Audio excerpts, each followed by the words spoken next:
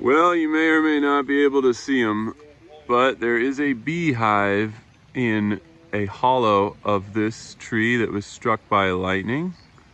The client originally wanted us to climb and just remove this dead leader and leave this living leader, but I told him that I don't have the PPE to climb past a beehive and really don't want to. And besides that, the tree is going to be so off balance anyway once we've removed that half of it. They're really not going to miss it if we just cut the whole thing down. The tree might continue to decline as well, so there's not worth risking worker safety to work around the beehive. So what we're going to do is we're going to cut it down into the abyss. Our plan is to cut the tree down and make it go into that opening over there. It's got a tremendous amount of side weight that's going to want to take it into a scarlet oak right behind it. Now the clients want to keep that scarlet oak, so we need to coax it into going that direction. To do that, we're going to use a swing rope. This swing rope setup is a little bit special because of the beehive. So we've tied our swing rope in an endless loop so that we'll be able to untie it from up here rather than having to go all the way down into where the bees are going to be swarming if we had used something like a running bowline, for example. Our endless loop knot of choice is called a Zeppelin bend here. It's pretty easy to untie after pretty heavy loading. And then we're going to anchor another rope to the endless loop here, and we're going to put this in the porter wrap, and this is how we're going to release it as it starts to fall. We're going to lower it as it starts to fall. So this knot that I'm going to attach to is called a double figure eight on a bite, or double looped figure eight on a bite. You just make a really long bite with the rope, and then you make a slip figure eight. It's a little bit harder with this thicker rope. And then you take this part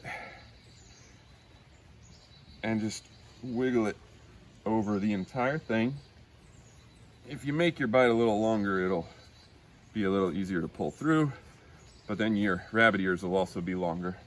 So we've got nice compact rabbit ears on that, attaching to a shackle on our endless loop. And again, this is just so that we can retrieve the ropes without having to go up on the beehive. A normal swing rope setup would not involve an endless loop and all of that. Okay, we've tensioned the crap out of it with this Mazdam rope puller. We just want to really have it under good tension so that it won't break the hinge and fall forward into the other scarlet oak. Now we take Old Yeller, we go into our porter wrap, which was installed on here wrong. So we'll resume in a moment. Okay, so we've installed it right. Porter wrap anchors to the anchor sling on this longer part of the bar. The bent part of the bar is where your ringing rope, or your swing rope in this case, is gonna come up through and around that pin. And I'm just gonna temporarily lock it off.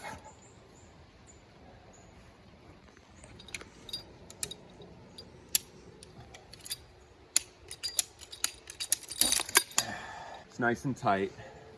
It's not so tight that the tree is gonna come back this way,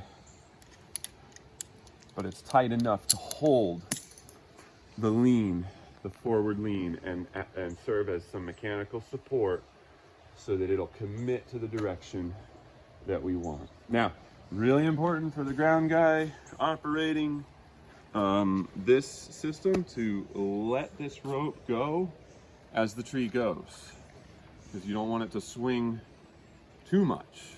There are scenarios where that could be an issue. So, you see how it goes?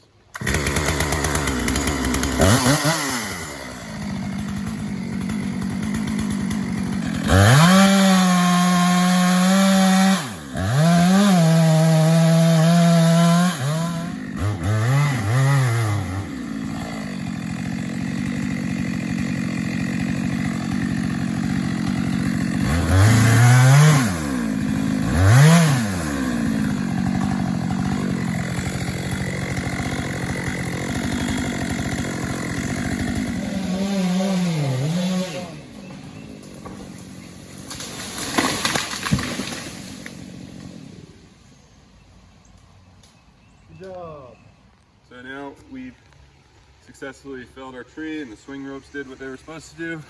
And the joy of these knots is that they can come untied after some heavy loading.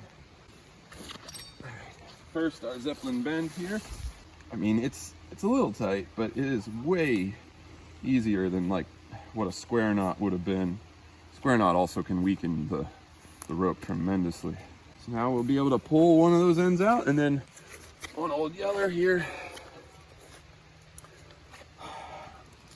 I love this double looped figure 8 on a bite. I love it because it just can take such heavy loading and it's still just such a strong knot and easy to untie. Thanks for watching.